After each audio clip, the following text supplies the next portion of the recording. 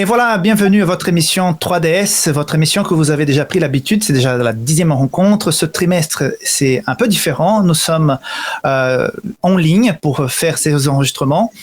C'est pas comme les studios comme d'habitude, mais ne vous inquiétez pas. À partir du mois d'octobre, Dominique Fricart revient à la tête de son émission et vous allez retrouver le studio. Mais ce modèle, comme je vous ai déjà dit par le passé, nous permet d'avoir des invités qui ne pourraient pas passer au studio parce qu'ils habitent loin. C'est le cas aujourd'hui de mes deux amis qui sont ici.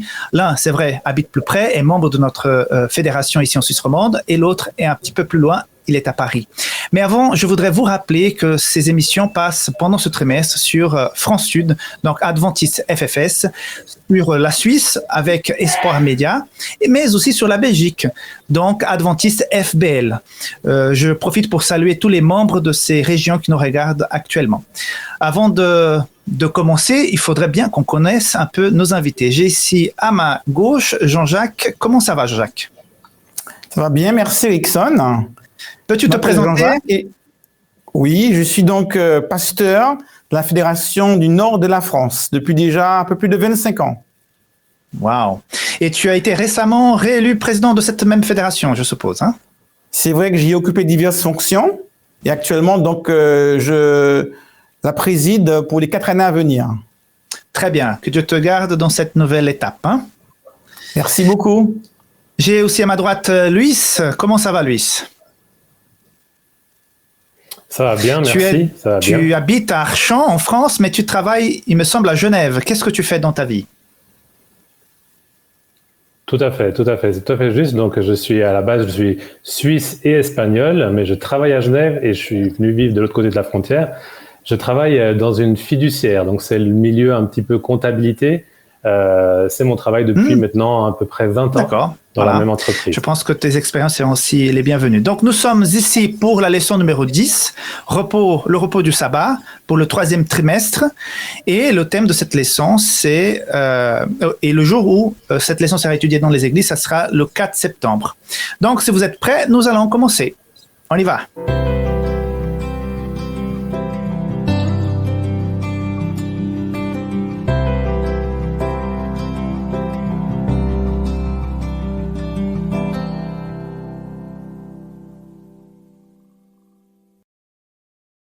Il est question ce trimestre de repos. Nous sommes en train de vivre tous ces exemples, expériences des gens et des exemples par rapport au repos.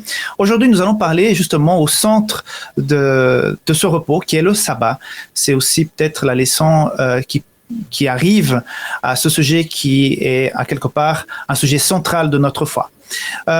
Pour commencer, je voudrais demander à nos invités quels sont vos souvenirs par rapport à l'observance du sabbat les plus, on va dire, les plus marquants qui vous ont touché, et peut-être les souvenirs qui ont fait que votre sabbat n'était pas vraiment un jour de joie ce jour-là. Est-ce que vous avez peut-être de l'enfance, une expérience récente de ces exemples de sabbat, d'observance du sabbat? Jean-Jacques. C'est vrai que les sabbats qui m'ont marqué le plus sont les sabbats où souvent j'ai été avec des amis, avec des personnes que je connaissais bien. On a pu partager un repas, rigoler, vivre des choses ensemble. En clair, pour moi, la beauté du sabbat tient surtout à la communion fraternelle que l'on vit les uns avec les autres. A contrario, c'est vrai que les sabbats que j'ai les moins aimés sont les sabbats où souvent je me suis retrouvé seul pour X raisons. Et je dois dire que ça peut vite devenir ennuyeux si on est tout seul et qu'on n'a pas cette possibilité d'interagir avec les autres. OK. Alors, je suis tout à fait d'accord, mais alors tout à fait d'accord avec Jean-Jacques. Moi, j'essaie de réfléchir à un souvenir. Alors, un souvenir, non, il y en a plein, il y en a vraiment plein, mais de ces sabbats plaisants. Et quelque chose qui m'est revenu d'il y a longtemps, et vous avez peut-être un petit peu rigolé, c'est de la période d'étudiant. Quand surtout on est en période d'examen. Alors, on est loin de la période d'examen là en ce moment, là, parce que on est déjà à la fin de l'été. Mais du coup, quand on est en période d'examen, qu'arrive le sabbat et on peut arrêter d'étudier en bonne conscience. Vous vous rappelez de ça? Parce que du coup, on se dit, là, on remet en situation les événements, quoi. Alors du coup, on sait que l'essentiel, c'est d'étudier, mais on s'arrête parce qu'il y a le sabbat, on n'étudie pas et en plus, on a bonne conscience parce qu'on fait quelque chose d'encore mieux que de faire. Voilà. C'est ce qui m'est venu comme ça à l'esprit de ces moments très agréables où le terme repos prend aussi beaucoup de signification, mais surtout, voilà, ça nous fait faire quelque chose de plus important et ça remet les priorités en place quand même. Et tout comme disait aussi Jean-Jacques, par rapport aux mauvais souvenirs, alors ils sont très proches, ceux-là, ils sont très très proches et ils sont totalement similaires à ce qu'il disait. C'est ces moments de pandémie où finalement on a été coupé obligatoirement de nos églises, de nos communautés, qu'on a été coupé de tous ces partages qu'on peut vivre les sabbats. Et c'est vrai que certains, alors au début, on s'est un peu réjoui, on reste dans le canapé à la maison, c'est un petit côté presque sympa, et très vite, non, quand ça s'enchaîne plusieurs samedis sans pouvoir aller à l'église, sans pouvoir voir nos frères et sœurs, alors moi j'ai mal vécu. Et j'ai trouvé ça ennuyeux et j'avais seulement une seule hâte, c'était de revivre un sabbat très bien. Je pense que plusieurs personnes qui nous écoutent maintenant partagent le même avis par rapport à ça. J'ai eu des membres de mon église qui ont dit super, maintenant on vit le sabbat comme il faut à la maison avec la famille. Un mois après, dit mais on en a marre, quand est-ce qu'on revient à l'église? Alors j'enchaîne avec toi, Luis, par rapport au sabbat et à la création. C'est vrai que nous avons été créés différemment des autres êtres. Hein. Nous sommes créés à l'image et à la ressemblance de Dieu. Dieu est ce Dieu, celui que nous adorons est celui de la création. Quel est le rapport entre la création et le sabbat pour toi? Alors, je crois que c'est relativement évident, hein, bien entendu, parce que c'est vrai que déjà, si on se situe au niveau de l'Exode, hein, des commandements, c'est le seul commandement qui commence par « souviens-toi ». Donc, quelque part, il y a déjà quelque chose qui est passé avant. Et cet avant, finalement, il revient à l'origine, hein, à la création même. Donc, c'est vrai que le lien du sabbat, il est clair, il a été dès le départ, ça a été un choix de Dieu de mettre ce sabbat en avant.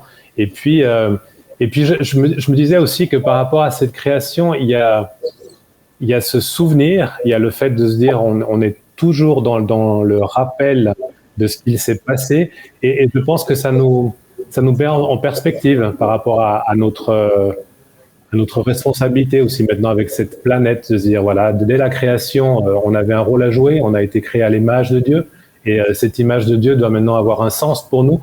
C'est de se dire, ok, quoi, face à ces sabbats où on peut être proche du Seigneur et du coup de revivre ces moments incroyables de la création. Et toi, Jean-Jacques, il est important de comprendre cette relation entre la création et le sabbat. Comment tu pourrais l'expliquer, cette importance? C'est vrai que le sabbat, le soleil ne s'arrête pas de briller, les rivières de couler, les oiseaux de voler, alors que l'homme, lui, il peut s'arrêter. Il a ce choix que Dieu lui a donné de par la création. Donc le sabbat marque quand même une différenciation entre l'homme d'une part et le reste de la création de l'autre. Ça marque une rupture de relation entre dominant, dominé, créateur, créature, parce que ce jour-là, Dieu nous dit, je veux être avec toi dans une relation de proximité, de communion, de dialogue. Mm-hmm. Alors, Luis, par rapport à l'observance du sabbat, il y a aussi des côtés extrêmement pratiques. Nous avons, par exemple, accepté le sabbat comme un jour de repos, comme un signe, nous allons parler tout à l'heure sur le signe, et nous adorons donc le Créateur. Mais les personnes qui sont sous notre responsabilité, par exemple, tu travailles dans le monde de la finance, disons que tu étais chef d'une équipe et que dans cette équipe, il y a des gens qui ne croient pas du tout au sabbat. Et pourquoi tu ne les mettrais pas à travailler le sabbat? Parce que de toute façon, ils le vivent pas. Ça fait pas partie de leur croyance. Pourquoi il y a parfois donc cette distinction, même si la personne n'observe pas le sabbat, si elle est sous ma responsabilité, je lui subis l'observance du sabbat. Tu comprends ma question? Oui, je comprends tout à fait. C'est vrai que pour moi, quelque part, il y a une notion, je crois, de respect, et puis aussi de cohérence, des mots forts, hein, et quelque part aussi de générosité dans tout cela. Je crois que le fait que de vivre le sabbat dans le monde professionnel d'une certaine voilà, à contresens de la majorité évidemment de mes collègues, etc., dans mon lieu de travail, mais de pouvoir quelque part partager cela, c'est une forme de générosité à mon avis, parce que quelque part si je souhaite cela pour moi, parce que je considère que c'est un bien pour moi, je trouve assez logique de l'étendre aux autres. Et puis en même temps, c'est quelque chose aussi ça fait partie de la cohérence, mais de la cohérence au niveau global de la vie chrétienne, c'est de se dire, je sais pas, je trouverais ça assez, vraiment assez incohérent de se dire, je respecte le sabbat dans mon coin pour faire ce que je pense que je dois faire, mais du coup, pour que mes affaires continuent à tourner, je mets à travailler toutes mes équipes pour que comme ça soit une journée très rentable. Je crois pas que c'est comme ça que ça se passe. On nous demande pas d'être rentable dans un sabbat, mais d'être un peu cohérent avec notre vie globale. Mais j'avais une petite anecdote qui me vient à l'esprit par rapport à ça, si tu me permets. Ça prend pas très très longtemps. C'est vraiment cette façon de témoigner quand le sabbat il est vécu différent. De mes origines espagnoles et suisses, j'habitais ici quand j'étais enfant, adolescent, et on a reçu beaucoup de fois. Alors, en l'occurrence, c'était souvent des cousines qui venaient d'Espagne pour apprendre le français. Et j'ai un souvenir particulier d'une de mes cousines, quelques années plus âgée que moi, qui savait que nous étions chrétiens adventistes, qui venait chez nous pour pas mal de temps, pour une année, pour apprendre le français. Et elle venait dans l'avion, elle nous racontait plus tard, décider à ne pas du tout adhérer à notre façon de vie. C'était clair. Alors, je vais pas aller à l'église le samedi, je vais pas faire tout ça. Arrivé le premier vendredi, en famille, nous avons commencé notre sabbat comme d'habitude. Elle n'a pas bronché. Samedi matin, elle s'est réveillée, elle s'est habillée, elle est venue à l'église avec nous. Depuis, elle en a plus quitté. Ça veut dire qu'elle est là. Elle a fait même des études de théologie plus tard. Elle est maintenant en Espagne. Et c'est vraiment quelque chose qui nous a marqué parce que finalement, ce témoignage que nous avons pu vivre en famille, de cette normalité que nous avions de vivre nos sabbats, l'a complètement contagié. Alors, on l'a pas imposé, comme on disait tout à l'heure, aux collègues ou autres, mais du coup, on l'a vécu d'une façon naturelle et finalement, les gens qui nous entourent suivent. Ouais. Alors, je voudrais titiller Jean-Jacques. Quelque chose qui n'était pas prévu, mais ça me fait réfléchir. Une fois, j'avais une voisine qui était chrétienne adventiste et elle a dit qu'elle prenait les transports publics, mais comme c'était le sabbat, elle ne payait pas. Parce qu'il ne faut pas faire des affaires le sabbat. Et Jean-Jacques, est-ce que tu n'as jamais fait travailler quelqu'un d'autre le jour de sabbat? Tu n'as pas pris un transport public, des choses comme ça? Alors, je te titille un peu. Hein. Alors, c'est vrai que la question du travail en lien avec le sabbat est une question qui revient assez fréquemment. Qu'ai-je le droit de faire, de ne pas faire le jour du sabbat? À quel moment est-ce que ce que je fais devient travail?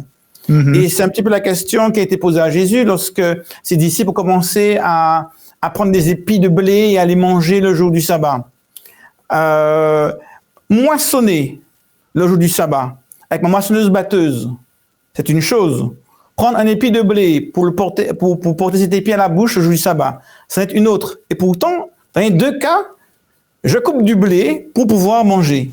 Donc, il y a un moment où on se pose la question, à quel moment est-ce que je fais devient une astreinte, une corvée, un devoir, et à quel moment est-ce que ce que je fais est en lien avec l'esprit du sabbat, c'est-à-dire tourner mes regards vers Dieu. Alors, on peut élargir des choses. À quel moment est-ce que préparer un repas et puis aller prendre des livres de recettes de cuisine devient une activité complètement hors de l'esprit du sabbat? Et à quel moment est-ce que réchauffer un repas ou j'allume peut-être la cuisine et la gazinière n'est plus contraire à l'esprit du sabbat? Je crois que c'est toujours difficile de mettre une limite. Néanmoins, il y a quand même un principe qui demeure, celui de faire de Dieu sa priorité en ce jour-là. Et pour faire de Dieu la priorité, il m'appartient de mettre de côté tout ce qui pourrait m'empêcher d'en faire ma priorité. Alors, je profite pour enchaîner avec Ésaïe 58:13. Si tu te retiens ton pied pendant le sabbat pour ne pas faire ta volonté au mont Saint-Jour, si tu fais du sabbat tes délices. Donc, ce verset il est très important pour que nous puissions comprendre l'équilibre dans l'observance du sabbat. En quoi ces versets nous aident justement à confirmer, à affirmer ce que tu viens de dire? Je vais prendre une illustration. On a souvent défini le sabbat par rapport à ce qu'on ne peut pas faire. Imaginez-vous un Martien qui débarque sur la planète Terre, qui découvre les rites, les traditions, les cultures humaines et qui pose la question, mais c'est quoi un mariage? Si je commence à lui dire, le mariage, bien c'est un jour où je ne vais pas au travail, c'est un jour où je ne mets pas mes habits pour aller bricoler et réparer ma voiture, c'est un jour où je ne choisis pas d'aller au match de football pour supporter mon équipe préférée, c'est un jour où je ne fais pas ceci, ceci, cela. En quoi ce martien a-t-il compris ce qu'est un mariage? Alors que si je lui dis qu'un mariage est un jour extraordinaire où j'invite mes amis à faire la fête, où je vais donc m'engager vis-à-vis de ma bien-aimée, on va se réjouir ensemble devant Dieu, devant les hommes, là il comprend ce qu'est le mariage. Il n'en va de même pour le samedi, pour le sabbat. Si je définis le sabbat négativement parce que je ne peux pas faire, je me trompe complètement et je passe à côté la vraie définition du sabbat. Et si j'arrive à définir positivement le sabbat en disant ce que ce sabbat m'apporte, un jour de délice, en me disant ce que le sabbat me permet en quoi le sabbat me permet de m'épanouir, alors je peux mieux donner envie et expliquer aux autres ce qu'est véritablement le sabbat. Très bien. Un jour de délice. Très bien, merci. Alors, je partage tout à fait, pardon, Rickson, je partage tout à fait ce que dit Jean-Jacques, et en même temps, parfois, je trouve qu'on est un petit peu loin de ça, parce que, alors, voilà quoi, tellement de fois on entend cette définition du sabbat avec les noms, ne fais pas, ne fais pas, ne fais pas, et j'aime beaucoup ce que tu dis, parce que justement, ça serait tellement, vraiment, ça expliquerait tellement mieux les choses, hein, de dire plutôt, allez, viens, et puis on vit ça ensemble, et pas d'une liste de choses à ne pas faire. Mais malheureusement, moi, c'est un peu ce souvenir que j'ai très souvent, hein, alors avec la maturité, ça disparaît, mais quand même, dans l'enfance, on perçoit beaucoup il faut pas faire, hein, il faut pas faire, il devient justement, très fort. je profite de ce que tu dis, Luis, par rapport à cette impression que les autres ont concernant les adventistes. Ce sont des gens coincés, ce sont des gens qui ne vivent pas la liberté, ils vivent pas l'évangile, ils sont coincés quelque part dans l'Ancien Testament. Comment expliquer à ces personnes que le sabbat, en fait, c'est un signe de liberté et pas d'emprisonnement? Expliquer, c'est compliqué. Mais par contre, inviter, je crois que c'est plus simple. Je m'en tire bien quand même là, hein, parce que expliquer, je crois que c'est vraiment quelque chose de compliqué. Mais moi, ce que j'aurais vraiment envie de faire, c'est de se dire, viens, on va le vivre ensemble, on va faire que ça soit une expérience pour nous. Et puis tu vas en voir les bienfaits. Tu vas pas en voir les côtés, les contraintes. Et on va voir à quel point c'est libérateur, on va voir à quel point c'est agréable, et du coup c'est ça. Mais je crois qu'on est tous un petit peu d'accord, hein. Ces moments les plus joyeux, c'est quand même les moments où on est dans le partage. Et les sabbats, ça nous permet de faire ça, d'être dans le partage avec plein de gens, ce soit à l'église, ensuite chez nous, à partager autour d'une table un repas. Et c'est vrai que moi, ça serait vraiment comme cela que j'aimerais. Alors convaincre, c'est un grand mot, hein, j'ai pas envie de convaincre quelqu'un, mais de le faire découvrir par l'expérience. Okay. Jean-Jacques, si tu permets, il y a des choses qu'il est mieux de vivre plutôt que d'expliquer. Parler de l'amour, c'est bien, mais vivre l'amour, ça n'a rien à voir. Et le sabbat, c'est un peu pareil. Vivre une journée particulière où on se sent vraiment emporté, transporté, élevé près de Dieu, c'est tellement mieux que de le mettre en mots, que de l'expliquer. Tout à fait. Par contre, il y a aussi certains qui disent que le sabbat, ça appartient aux Juifs. Et en même temps, quand on lit Exode 31, 16, 17, c'est rapporté dans la leçon cette semaine, le sabbat est un signe entre le peuple de Dieu et lui-même. Comment expliquer que nous avons un signe et malgré tout, on est chrétien adventiste parce qu'il y a souvent cette mauvaise interprétation. Comment expliquer ça? C'est vrai que l'origine du sabbat ne vient pas avec le livre de l'Exode, mais avec le livre de la Genèse. Et c'est vrai que c'est dès le livre de la Genèse que nous parlons du sabbat à la création. Et cela nous permet de comprendre plusieurs choses. La première des choses, c'est que le sabbat n'est pas une réponse au péché. Dieu n'a pas créé le sabbat pour que nous puissions aller à l'église, demander pardon, prier, parce que nous sommes dans un état où règne le péché. Le sabbat a été créé dans un monde parfait, il fait partie du règne parfait voulu par Dieu pour l'humanité. Deuxièmement, ça nous montre que le sabbat a été créé non pas pour une race en particulier, mais pour toute l'humanité, parce que Adam était-il juif? Non, puisqu'il est présenté comme le père de toute l'humanité. Donc, le fait de parler du sabbat dès la création montre très bien que c'est une volonté divine de faire ce don à Dieu, à l'humanité et indépendamment d'une question liée au péché. À partir de là, on comprend mieux pourquoi, eh bien, ce sabbat qui est rappelé au peuple juif, l'est rappelé dans le Nouveau Testament encore, et que Paul va jusqu'à dire que tous ceux qui ont accepté Christ participent à tout l'héritage d'Abraham. Et donc à toutes les bénédictions que Dieu a prévues pour l'Israël littéral, aussi bien que pour l'Israël spirituel, tous les chrétiens qui eux aussi veulent adhérer à cette alliance avec Dieu. Donc c'est notre signe aussi en fait. À partir de là, on comprend bien que le sabbat a été donné à la création, à Adam et à l'ensemble de l'humanité, et donc devient un signe pour quiconque veut reconnaître en ce Dieu, le Dieu créateur, et plus encore le Dieu rédempteur. Très bien, très bien. Ça répond très bien à la question. Oui. En plus, il y a un élément qui m'a beaucoup plu dans ce que la leçon elle a développé aussi, c'est cet élément de se dire que finalement ce sabbat, il vient à nous. C'est lui qui vient à nous aussi, et puis d'une façon très simple, chaque semaine. Donc ce rythme-là, c'est pas quelque chose d'exclusif, c'est pas quelque chose de réservé, ni à un peuple, ni à une certaine catégorie de personnes. Mais en fait, voilà quoi, et c'est quelque chose qui est dans ce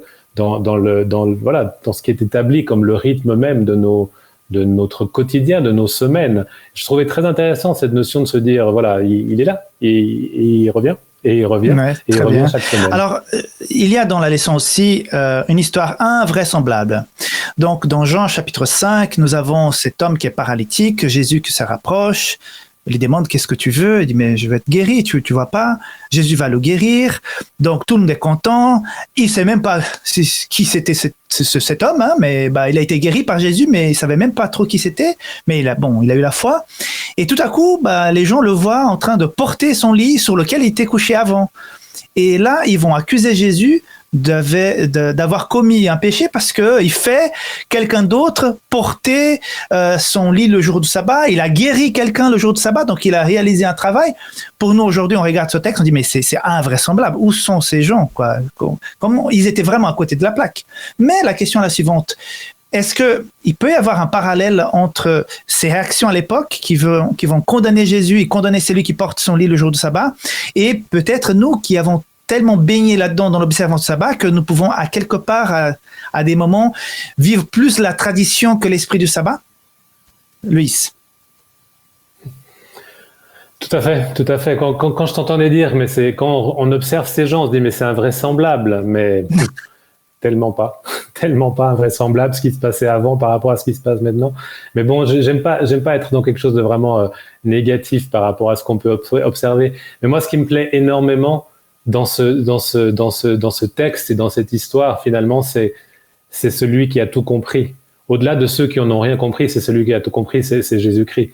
C'est comment lui, il a vécu ses sabbats quand il était ici. Et ça, c'est le modèle le plus absolu pour moi. C'est vraiment quelque chose et je me dis, je crois qu'on a tellement de chemin pour pouvoir comprendre comment il l'a compris, comment évidemment il l'a vécu, comment il a fait qu'il ait tout un sens ce samedi au lieu de justement une série de règles. Et c'est vrai que c'est triste, c'est triste de se rendre compte que voilà, peut-être l'autre, dans ce que toi tu vis, il va voir que cet aspect négatif, que l'erreur qu'il voit que tu as fait, et il va être dans le jugement. Et je crois que ça, malheureusement, ça peut nous arriver. Et je dis pas que ça arrive aux autres, je dis vraiment ça peut nous arriver. On peut, par rapport à quand on observe un de nos frères, nos sœurs dans les églises, comment il vit son sabbat, on va être dans le jugement, on va se dire moi je crois qu'il n'a pas encore compris. Il lui manque un petit peu encore, parce que du coup, on va se porter juge par rapport à quelque chose qui ne correspond pas. Vivons chacun notre sabbat comme il nous convient de le vivre. Alors attention, oui, il y a les valeurs et le cadre, mais dans le cadre, c'est pas. Voilà, on va pas l'inventer non plus. On va le vivre comment. Mais en même temps, c'est ça. Je crois que quand on est dans le regard de l'autre et on se met à juger par rapport à ce qu'on a vu là qui se passait avec les gens, au lieu de se réjouir de la guérison d'une personne, ils se mettent à juger, à critiquer ce que cette personne, elle fait juste après sa guérison. C'est vrai que c'est triste. Mais je crois qu'on n'est pas si loin de ça parfois. Ce que j'aime bien dans cet exemple aussi, c'est le fait que Jésus a très souvent guéris le jour du sabbat. Nous portons souvent des douleurs, des blessures de la vie ou de l'existence. Elles sont peut-être dans notre chair, physiquement, parfois elles sont psychologiques, morales, relationnelles. Et ça nous rappelle que le sabbat est un jour de guérison. Un jour où le fait de me tourner vers Dieu dans l'adoration, la prière, en communauté de foi, et cela m'apporte une certaine paix, une certaine joie, une véritable guérison psychologique, morale, spirituelle et en clair, une libération. Donc je crois que le sabbat est véritablement un jour par définition où Dieu renouvelle ce miracle que Jésus a tant de fois fait quand il était sur terre, à savoir guérir celles et ceux qui en ont besoin. Voilà. Est-ce que, Louis, tu as un mot de la fin, quelque chose qui peut résumer l'importance du sabbat dans ta vie? Il me semble que tu es né adventiste. Voilà. Et ce sabbat te suit depuis ta naissance. Alors, qu'est-ce que tu peux en dire pour conclure? Oui. Écoute, c'est vrai que voilà, on l'a dit, il s'est déjà ressorti très clairement, et je crois qu'en plus on était assez raccord avec cette idée. C'est moi, ce que j'ai vraiment envie de continuer, c'est de vivre ces beaux sabbats, vraiment de les vivre, de les expérimenter, mais surtout d'être curieux. Je me dis voilà, j'ai passé la cinquantaine, on peut se dire voilà, c'est bon là, mais non, j'ai envie d'être curieux, j'ai envie de me dire peut-être jusqu'à maintenant, j'ai même pas vécu la moitié de ce que je peux vivre un sabbat en étant dans cet esprit qui est celui que Dieu a établi dès le départ. On l'a dit, dès la Genèse, que Jésus est venu nous montrer comment il l'a vécu sur cette terre et que j'aimerais tellement continuer à expérimenter. C'est-à-dire que je pense qu'il y a encore plein de façons. Il y a encore, moi, je veux aller vers l'avenir en me disant j'ai plein de façons, j'ai plein de découvertes, j'ai plein d'excellents moments où je vais me retrouver.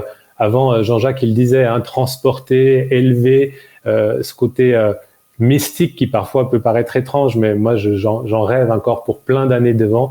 Et en même temps, voilà, sans juger l'autre, en accueillant l'autre là où il se trouve avec son vécu des sabbats, et dans cette tolérance de se dire voilà, on le vit ensemble, on va pas y faire la même chose, on va pas le ressentir de la même façon, mais on va être bien. Ouais. Jean-Jacques, tu es aussi né adventiste, peut-être le sabbat te suit depuis ta naissance, c'est ça? C'est vrai que je suis né dans un foyer adventiste chrétien, et c'est vrai que le fait d'avoir observé le sabbat durant toutes ces années, on ne se rend pas toujours compte de l'importance que ça prend dans notre vie, jusqu'au jour où, pour X raisons, parce qu'on est à l'hôpital ou parce qu'on est dans un contexte différent, eh bien, on ne peut pas aller à l'église et on ne peut pas le vivre comme on avait l'habitude de le faire. Et là, on se rend compte de l'importance réelle de ce cadeau que Dieu nous a fait et à quel point ça peut changer une vie, changer une existence. Alors, pour tous ceux qui n'ont pas encore vécu cette expérience, je leur souhaite de pouvoir s'interpeller, se dire vraiment, il y a quelque chose que Dieu a là prévu pour l'homme et qu'il nous appartient de nous saisir pour pouvoir profiter le plus largement possible de toutes les bénédictions en lien avec l'observation du sabbat. Parce que je crois que dans la Genèse, quand Dieu a dit qu'il a mis ce jour à part, qu'il l'a sanctifié, qu'il l'a béni, mais je crois profondément que de mettre en avant cette relation avec Dieu en ce jour-là est un objet d'immense bénédiction pour ceux qui vivent l'expérience. Alors, je profite de cette question. Je vais aussi la répondre parce que je suis pas né dans un foyer adventiste. J'ai vécu ma conversion à 18 ans. Et je me souviens aujourd'hui, comme si c'était aujourd'hui, mon premier jour où j'ai observé le sabbat. Comme je savais qu'à la maison, les choses étaient tout sauf un esprit de sabbat. Donc, je suis allé à l'église très tôt. Je suis arrivé avant que les gens commencent à arriver. Et j'ai planifié d'aller dans un parc, dans un coin, tout seul. J'ai pris un sandwich et de revenir à l'église l'après-midi et de rentrer à la maison seulement après le coucher de soleil pour vraiment passer une journée différente. Et je me souviens jusqu'aujourd'hui, c'était un jour pour moi tout à fait spécial. J'étais tout seul, j'essayais de chanter, mais je chantais faux comme pas possible. J'arrivais pas à trouver les versets bibliques dans la Bible, mais bon, tant pis, j'étais là avec ma Bible, je lisais. Mais pour moi, c'est quelque chose qui m'a marqué. Et puis, je peux vous dire que le sabbat a complètement changé mon existence parce que ça a rythmé la vie, ça a organisé aussi ma vie académique, ma vie familiale. Et ça fait déjà plusieurs années que j'observe le sabbat et je ne regrette rien. Donc c'est pour moi un jour de délice, une bénédiction. Malheureusement, je pense qu'à certains sabbats, j'ai pas su les vivre, d'autres où je l'ai vécu très bien, mais comme a dit Luis, on est en progression, on est en relation avec Dieu et puis il va nous aider à vivre ce jour de plus en plus, de façon plus, on va dire, joyeuse, équitable, dans l'amour et surtout pas du tout dans le jugement. Donc voilà aussi mon mot de la fin, si vous me permettez. Et je voudrais aussi vous remercier de votre présence, de votre participation, c'était fort intéressant. Je voudrais aussi rappeler ceux qui nous regardent, que vous soyez en France Sud, Belgique, Suisse, abonnez-vous à cette chaîne YouTube qui est en train de diffuser cette émission. Mettez des commentaires si vous voulez échanger, poser des questions. N'oubliez pas donc de partager si vous voulez avec des amis, des connaissances qui sont en train de découvrir le sabbat, qui commencent leur cheminement spirituel par rapport au sabbat. Donc partagez cette émission et je vous invite à être attentif parce que dans une semaine on a de retour avec la leçon numéro 11. En tout cas, je vous remercie de votre écoute et je remercie aussi mes amis. Donc merci Jean-Jacques. Avec plaisir, c'était un plaisir, Ixon. Et puis on va se retrouver peut-être une prochaine fois. Et à Louise aussi, merci beaucoup. Merci. Ok les amis, à bientôt. Merci beaucoup. Bye bye.